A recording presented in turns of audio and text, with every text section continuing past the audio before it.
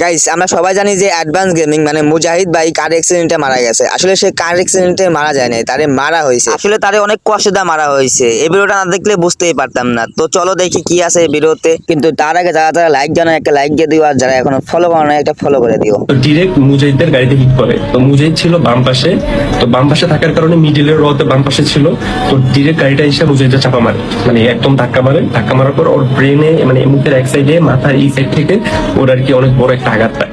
আর এই আঘাতের কারণে তোমার মনে করো যে ওই জায়গাতেই ওর মানে চলে আসবে ওখান থেকে, মানে ও মানে একদম সেন্সলেস অবস্থা হয়ে থাকে। কিন্তু দম দম ছিল, এমন না যে দম ছিল না, দম ছিল। তো থাকার পর ওর কিন্তু সেইজের এক পাশটা অনেক দারুণ কন্ডিশন হয়ে গেছে।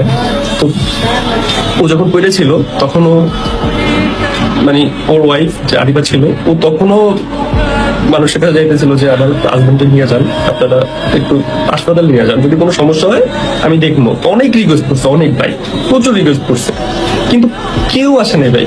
সিঙ্গেল একটা পার্সনও আসে নাই, একটা পার্সনও আসে নাই ওর কাছে।